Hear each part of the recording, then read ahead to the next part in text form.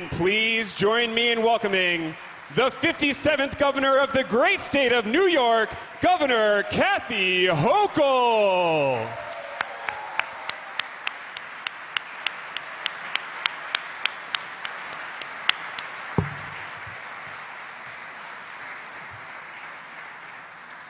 Good morning. Again, I'm Sharon Greenberger, President and CEO of the YMCA of Greater New York. Thank you for joining us at the most beautiful Northeast Bronx Y, our New York City's newest branch. Yes,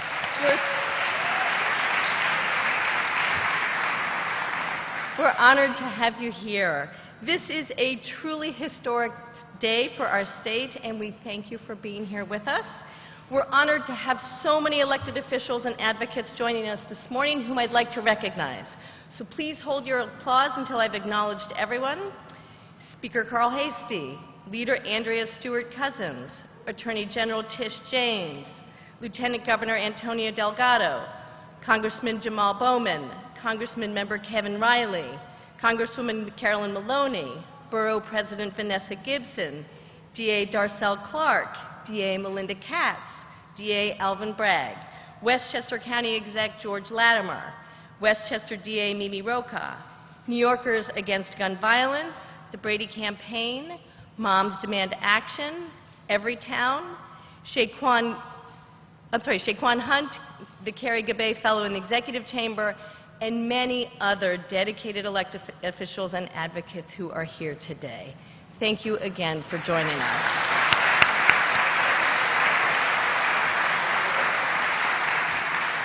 And now I am so honored to welcome to the podium the 57th Governor of the State of New York and the first woman to hold the seat, Governor Kathy Hochul.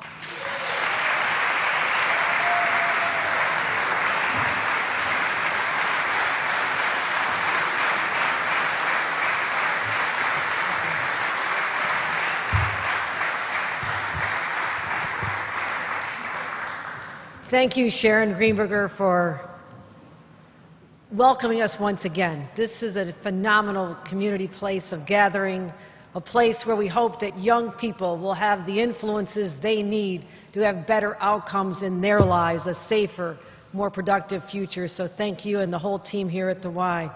I do want to acknowledge a number of individuals, starting with my Lieutenant Governor, Antonio Delgado. Let's give him a round of applause. Our Attorney General, Letitia James, has joined us. You'll be hearing from her.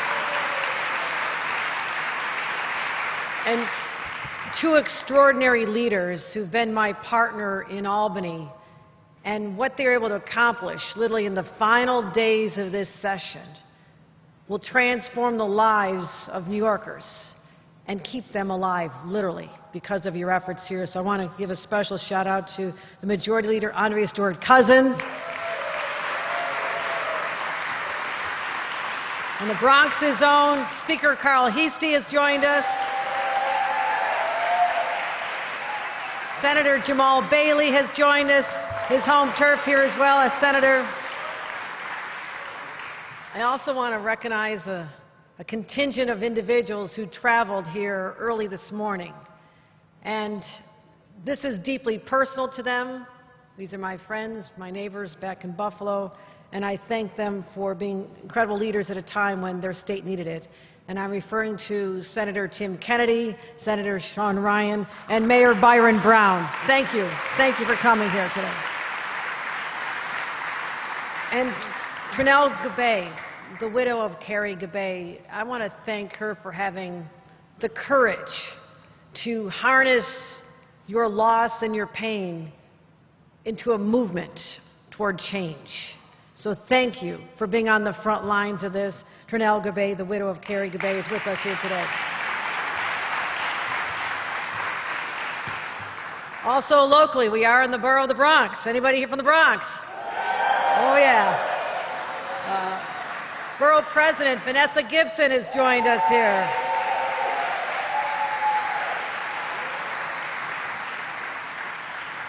Our District Attorney, Darcel Clark, along with the other district attorneys. Councilmember Kevin Riley has joined us. And a little bit of out district, but still a powerhouse in her own right, is Carolyn Maloney. Congresswoman Carolyn Maloney has joined us.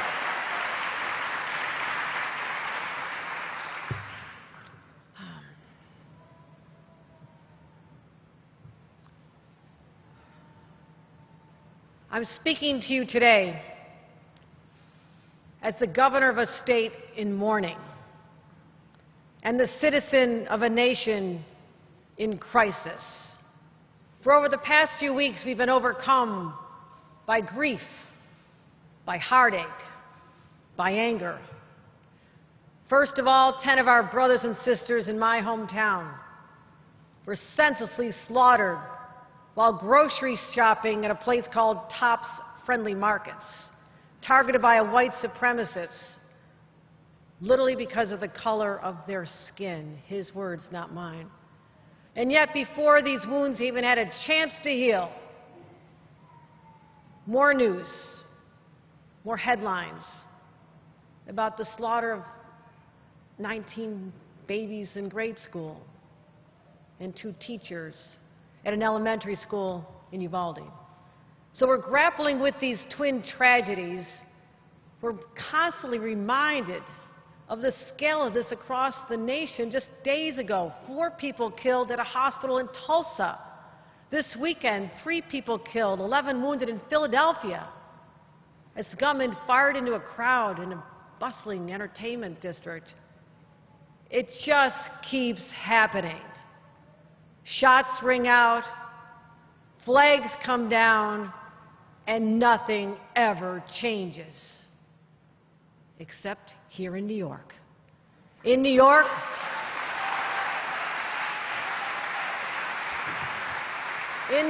we are taking bold, strong action. We're tightening the red flag laws to keep guns away from dangerous people. And we're raising the age of semi-automatic weapons so no 18-year-old can walk in on their birthday and walk out with an AR-15. Those days are over. Those days are over. You hear that? Those days are over.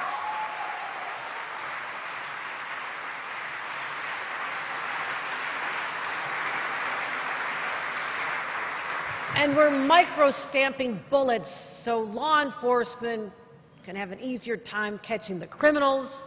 And we're closing loopholes so the firearms that are being so cleverly manufactured or altered cannot evade our laws anymore. There's more to do. Thoughts and prayers won't fix this, but taking strong action will. And we'll do that in the name of the lives that have been lost, for the parents who will no longer see children stepping off a school bus, spouses won't see their husband or wife coming back from the grocery store. The lives have been altered forever because just too many families have been destroyed, shattered, because of targeted gun violence, but also the random gun violence that occurs on our streets every single day. It just keeps happening over and over and over. And I have to ask, when do we become a nation that reveres the right to have the ability to possess a gun over the right of a child to stay alive? When did that happen? When will we as a nation say, enough of the bloodshed, no more, no more? Gun violence is a disease that is tearing our nation apart, and it is now the #1 killer of children in America. How do we look at ourselves in the mirror every morning and not take action to protect these innocent children? For 60 years, car accidents were the #1 cause of death of children. That was not okay with us, so we took action. We passed laws. We made cars safer. We mandated seat belts. Yeah, we took away the freedom to ride in a car without a seat belt. It was a very big deal when it happened. But people adapt. They got used to it. And guess what? We saved the lives of thousands of children. So it was clearly worth it. And now guns are the leading cause of their death. We know what we have to do. And this is a crisis, the scale of which requires a national response at the federal level and from each and every state. But here in New York, we don't wait. We lead. We've already have the strongest laws in the nation, but even that's not enough. Because when we see loopholes, we close them. When we see laws that need to be strengthened, we strengthen them. And if anyone tries to evade our laws, we stop them. Because this is a moment of reckoning for us as New Yorkers and as Americans. History will judge us by how we respond, how we meet this moment, by whether we did everything in our power to keep these guns off the streets and out of the hands of criminals. And I'm so proud to be here today, so proud to sign a package of transformative bills passed by my colleagues and the leaders in the legislature. I'm so grateful for them. And as a result, I'm going to mention these 10 bills. Number one, no longer will an 18-year-old be able to purchase a semi-automatic weapon. We're requiring a permit to purchase that and raising the age to 21. Thank you, Senator Kevin Thomas and Member of Assembly Chantel Jackson. Thank you. Thank you. Thank you. Number two, no longer will the threat of causing mass harm to others go unpunished. Thank you, Senator Todd Kaminsky. Thank you, Assemblymember Monica Wallace.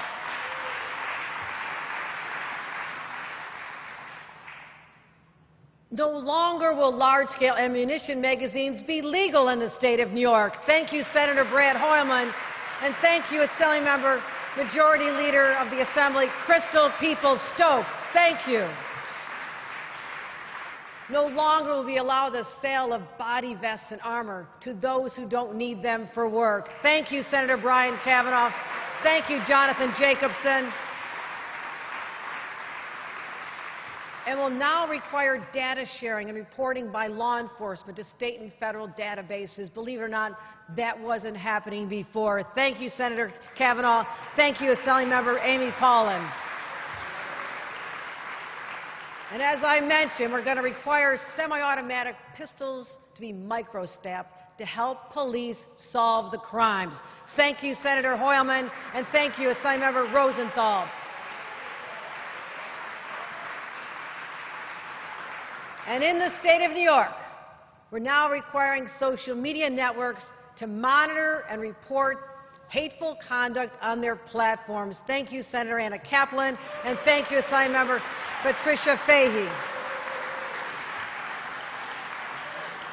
And now we're going to continue focusing on this. We're going to establish a task force on social media and violent extremism to investigate the role of social media in promoting domestic terror.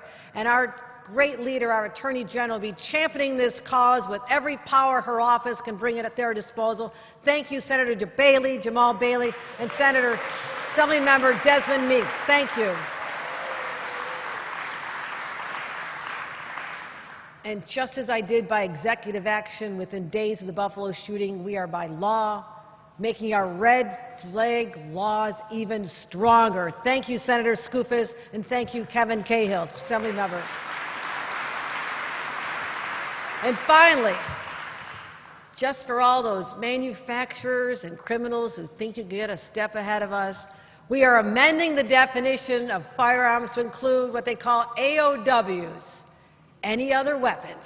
We've got it all covered, my friends. Thank you, Senator Sepulveda, and thank you, Kennedy Burgos. Thank you. So I am so grateful, not just that we got this done, but the speed at which you got this done. No state has ever responded with the sense of urgency that has been on display over the last week and a half as legislators looked at our ideas and had their ideas, and we worked together nonstop around the clock, and they literally got this done in record time. And this package of bills is going to allow us to take direct action here in the state of New York. This is a multifaceted problem. It requires a multifaceted approach. So we're continuing through our budget to invest in prevention. Invest in prevention. That's how you beat this at the front end. To take away the environment and the influences on young people where they head off into this path.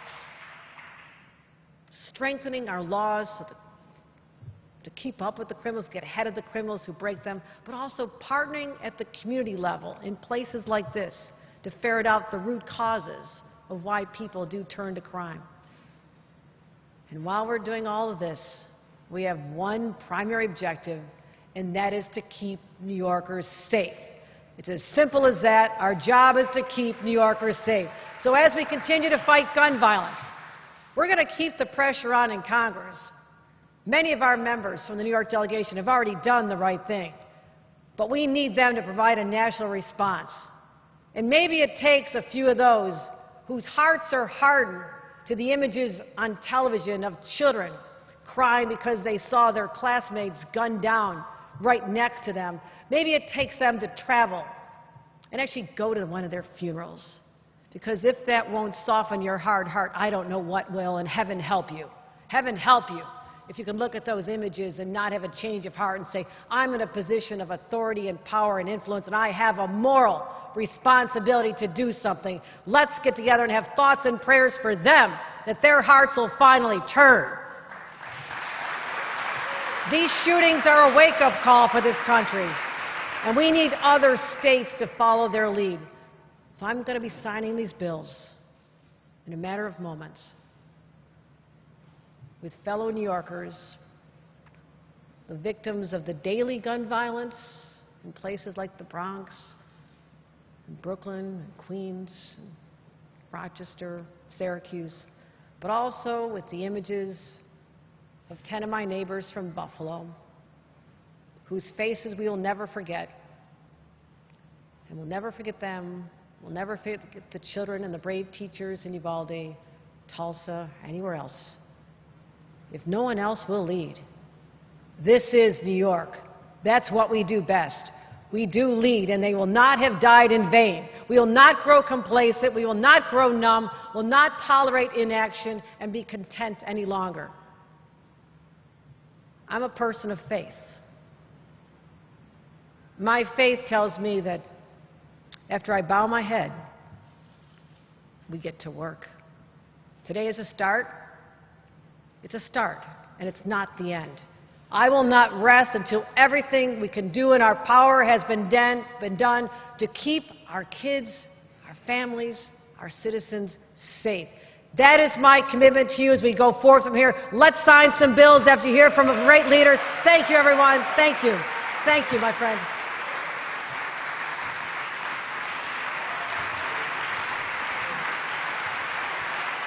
Please welcome to the podium Speaker Carl Hastie.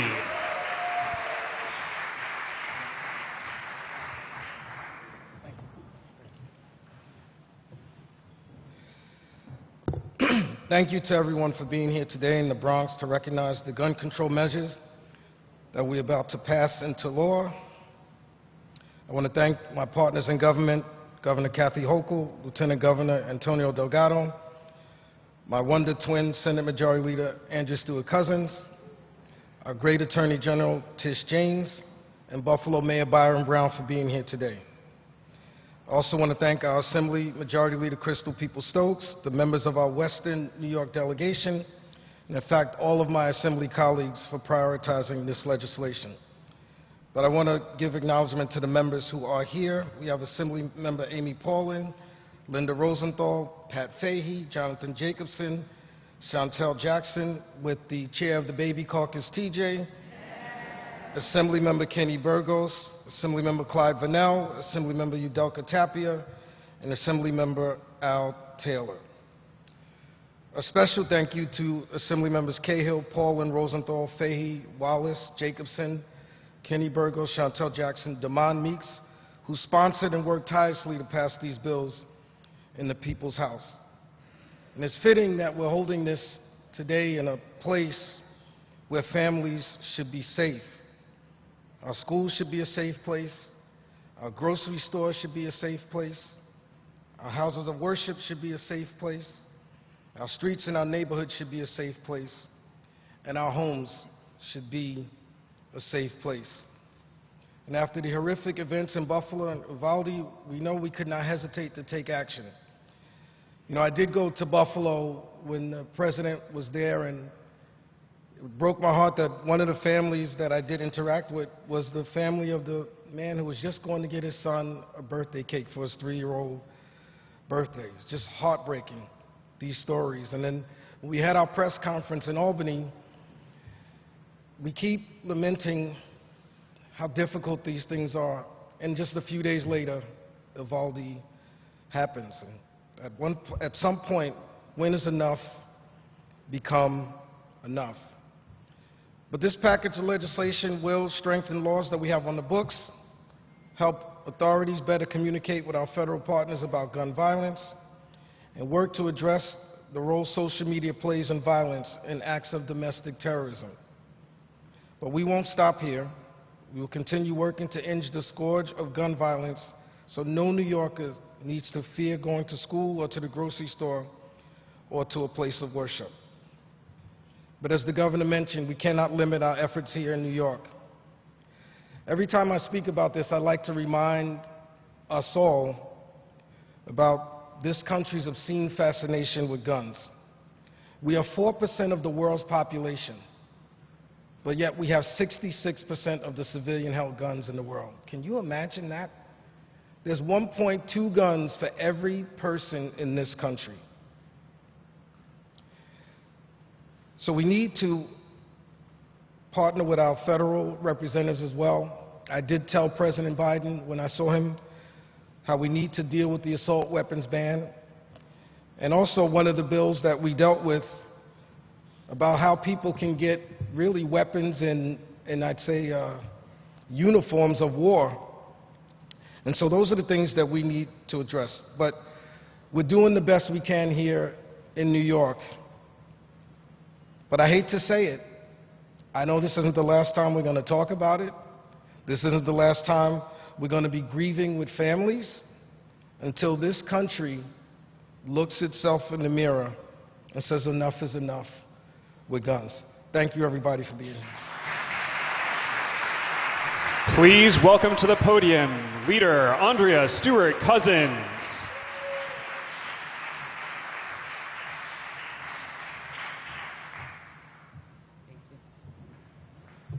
Good morning.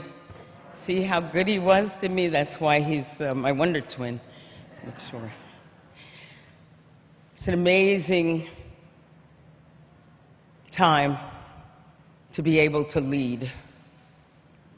It is extraordinary to have a community that understands the gravity of this moment. And I am really happy to be here in this Y, in what used to be my old neighborhood. Thank you for hosting us, Sharon. But I'm most happy to be able to be here with my partners in government, to have a governor that understood without conversation, I mean, obviously, that we had to do something and to fight to be the leader so that we could set an example. Thank you, Governor Hochul. And for Speaker Hasty, you know, people talk about one-party rule. Good. Good.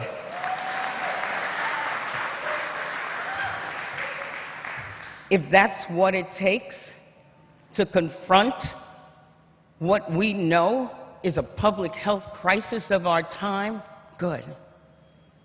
Nice to see you, Lieutenant Governor.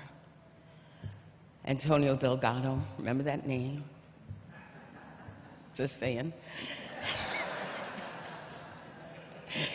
And of course, to be in the presence of my Attorney General, who you'll meet too, but that's the other thing. You know, we give her so many jobs every time, like, oh, do this, do that. Sometimes we give her money too. But you know that when you give her a task, again, she understands the importance of it and gets right to it. And we know that if she has to defend us, she will. And she'll win.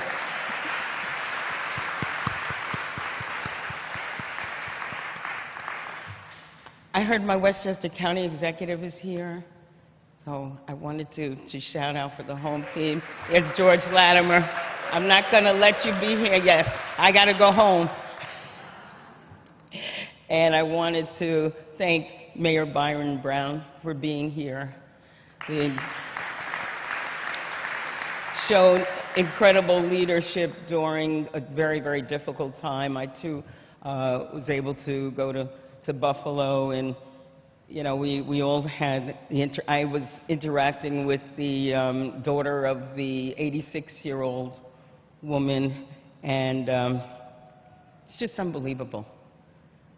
And of course, my members, all of my extraordinary members are, you know, well represented here.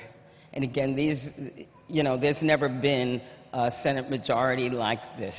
So please, just stand up so people can see you. From Buffalo, Senator Tim Kennedy, Senator Sean Ryan, your own Senator Jamal Bailey, Senator Luis Sepulveda, all the way from Long Island, Senator Anna Kaplan, Senator Brad Hoylman, Senator Brian Kavanaugh, again from Long Island, Senator Kevin Thomas, and holding it down for Queens, Senator Leroy Comrie.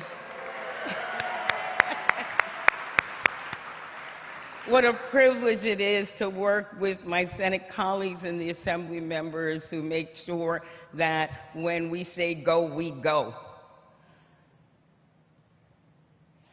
Okay, Darcel, hi Darcel. I wanted to say that the last time I was in Orange, it was right after Buffalo. And I talked about I wasn't going to wear orange, and did, because that was the color scheme of the moment, because of what happened to the 10 shoppers in the only supermarket in the desert on a Saturday afternoon. And I was talking to the borough president today, Vanessa Gibson, and she said, I'm running out of orange. She says, now I got to make, you know, color mixes to make it orange. And I said, you know what? I'll wear the same thing over and over again. It's okay. Because you know why?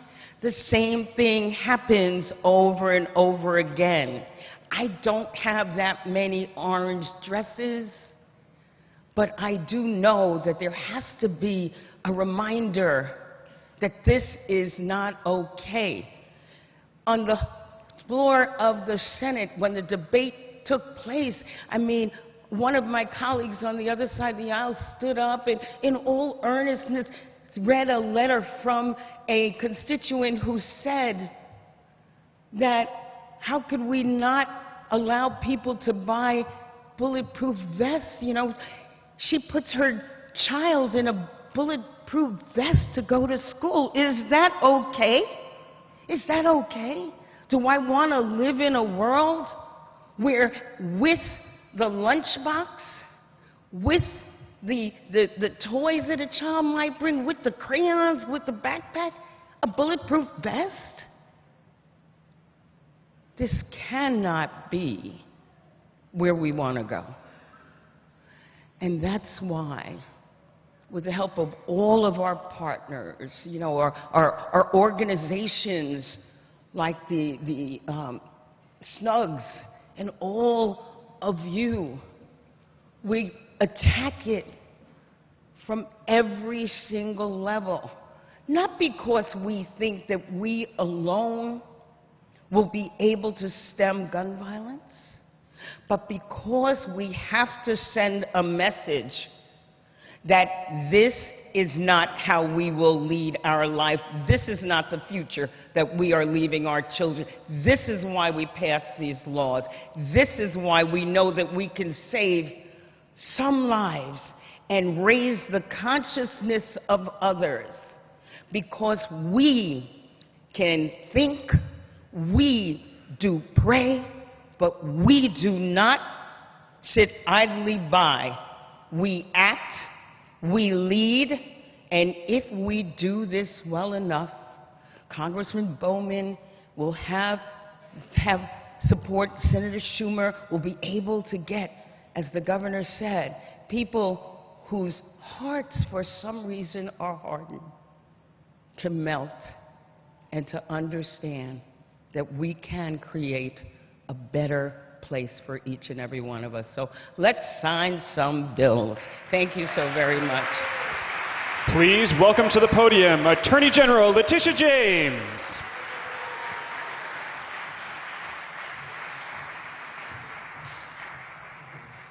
First, allow me to thank Speaker Hasty, because this is the building that Carl built.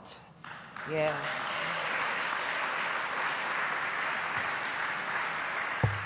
And this facility, along with SNUG and all of you who are out there who believe in preventing crime, this will go a long way in preventing gun violence as well. And so we thank you, Speaker Hasty.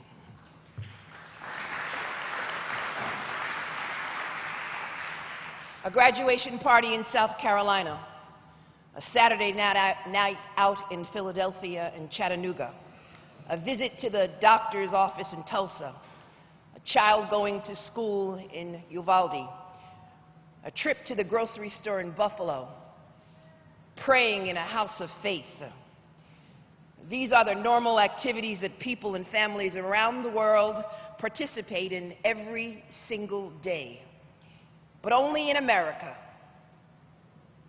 only in the country that I love, can these basic life activities result in mass bloodshed and devastation because of our fascination, our sick fascination with guns. Some people were shot by AR-15s. Their bodies were so unrecognizable that their family members had to identify them through DNA. Their faces were blown off. Brain matter strewn all about on the streets of America. Some families had to cremate them because they could not recognize their loved ones. So I stand before you today, and I want to thank my governor, Kathy Hochul, Majority Leader Andrea Stewart-Cousins, and Speaker Hastings, and the entire congregation, members of the New York State Legislature, for standing up and acting fast and responding to this crisis. Yeah.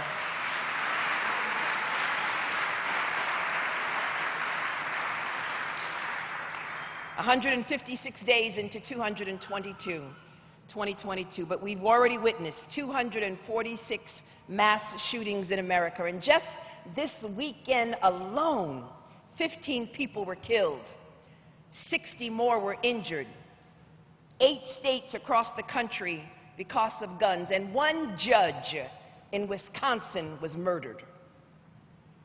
We've all grown too accustomed, too numb to inaction after events like this, and we cycle through disbelief and grief and, yes, anger, only to be disappointed again and again and again when government, no, not government, when members of a feckless, spineless, reckless party known as the GOP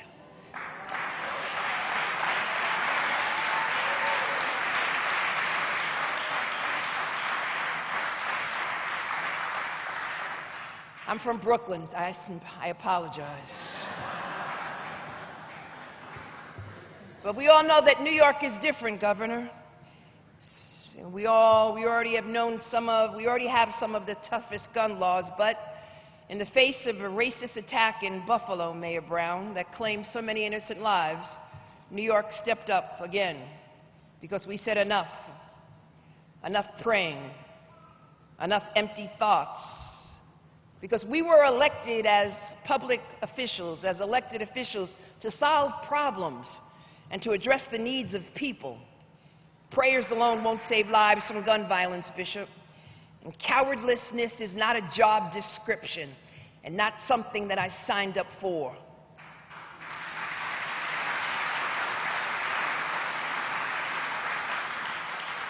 Now, public office requires a backbone and a spine and courage.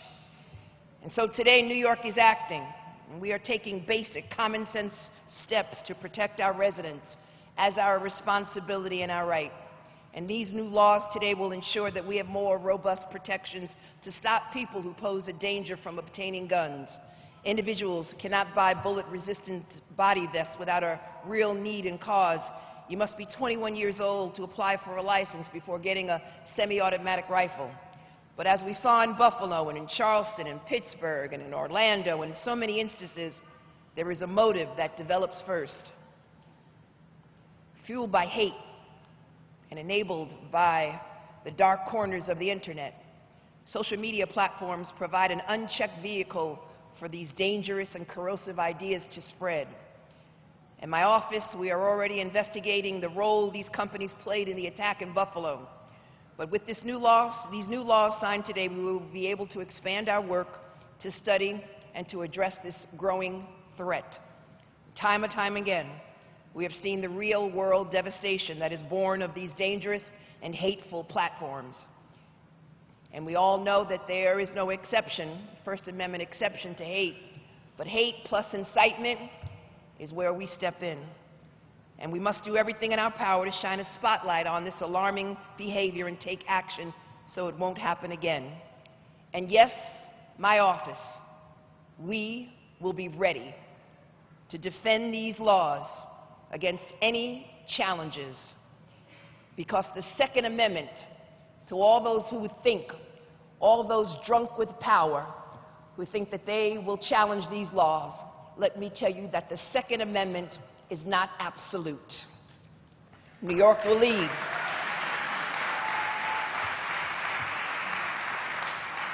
And we are taking steps to crack down on this devastation and the companies that promote it. But action in New York alone is not enough, because guns and criminals don't respect borders.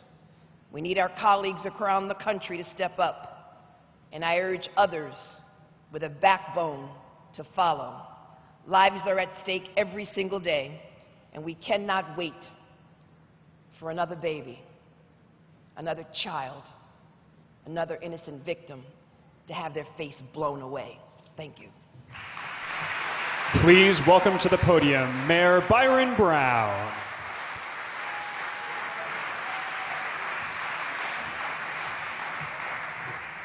Good morning. As mayor of the city of Buffalo, nothing would have stopped me from being here with you today on this very important moment.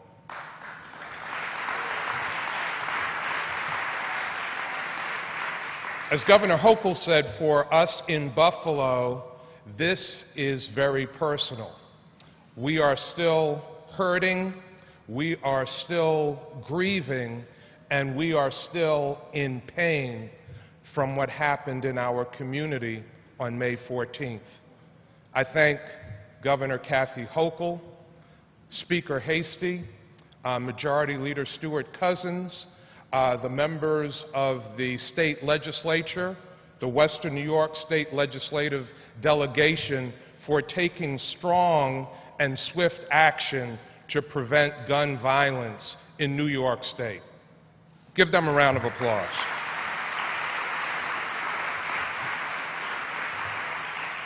In Buffalo, in the Bronx, in Brooklyn, all across New York State, all across this nation, people deserve to be safe going about their daily lives. They should not have to worry about getting gunned down while shopping on a beautiful Saturday afternoon. Yes, in Buffalo, a white supremacist traveled 3.5 hours to our community with the stated purpose of killing as many black people as possible. But as President Biden said when he came to Buffalo to comfort the families, evil will not win, hate will not win, and this day of action is about making sure that it doesn't win in New York State.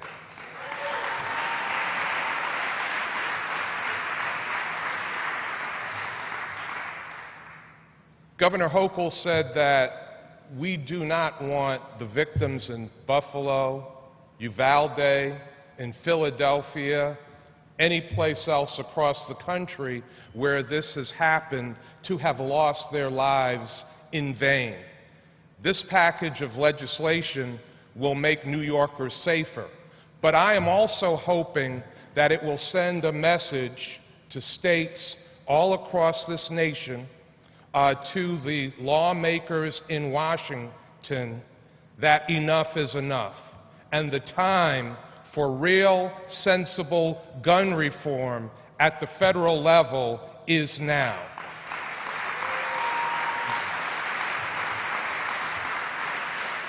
So this is a critically important day. This is a day that the families of the victims in Buffalo have asked for. This is a day that people's hearts are crying out for.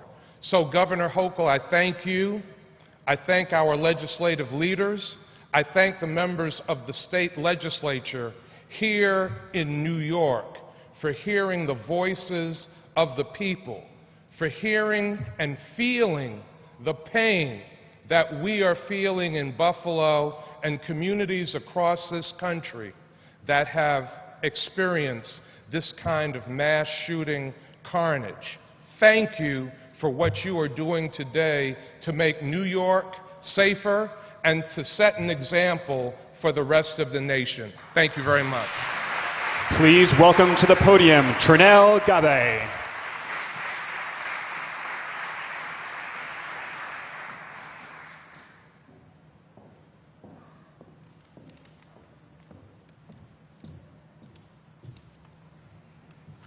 Good morning. My name is Trinell Gabe, and I'm a fellow with the Everytown Survivor Network. I lost my husband, Carrie Gabe, senselessly to gun violence in 2015. Since then, I've watched the death toll of innocent men, women, and children continue to rise. Across this country, people from all walks of life have been impacted by this public health crisis. As we have recently seen several high-profile mass shootings where 10 people were killed in a grocery store in Buffalo, New York. Last week, 19 students and 2 teachers died in an elementary school in Texas. And on Wednesday, 4 people were killed at a medical building in Tulsa, Oklahoma.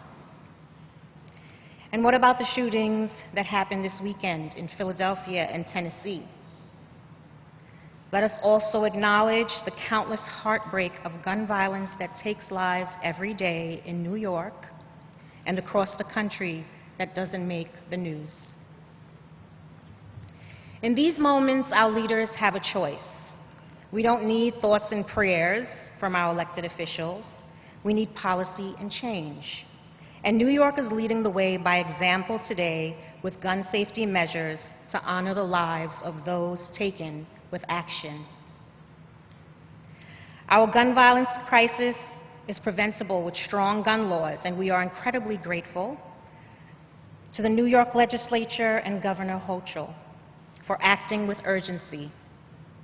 Leaders in every state and in the United States Senate have the power to save lives, and this is how you meaningfully respond to tragedy. New York is showing the nation what it means to rally around communities in pain, to honor victims and survivors with action to keep us safe in our communities by preventing future tragedies. Thank you, Governor Hochul and the New York Legislature for showing our country what leadership looks like. We look forward to continuing our work together to ensure New York remains a leader in the fight to end the scourge of gun violence. Thank you, everyone.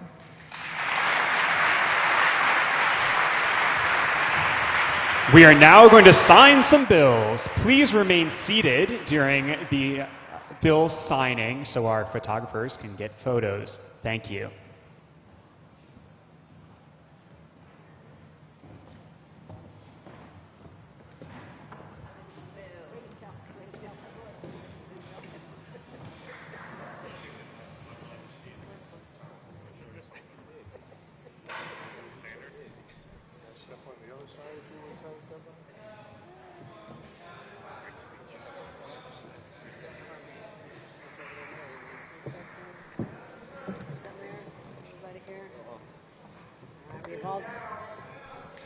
Please remain seated during the bill signing ceremony. Thank you.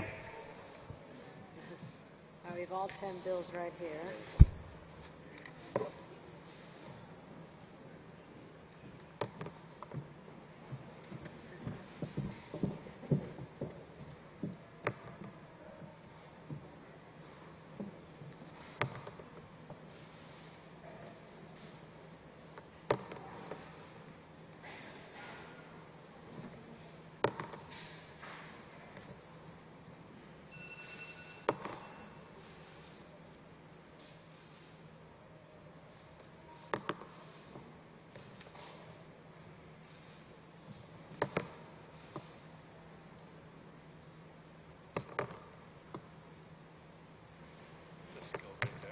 Yeah, and I have to do a little something like this.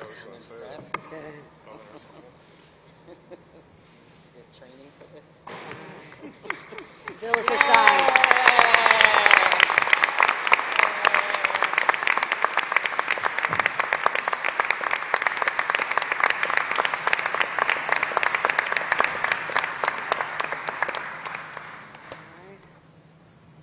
Give this to me first. Thank you. Mayor Brown. Thank you, Governor. Senator Kennedy.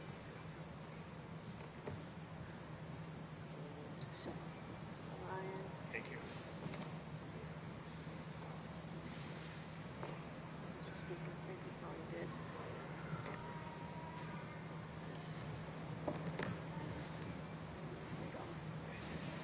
Thank you, everybody. Thank you, Governor. Thank you.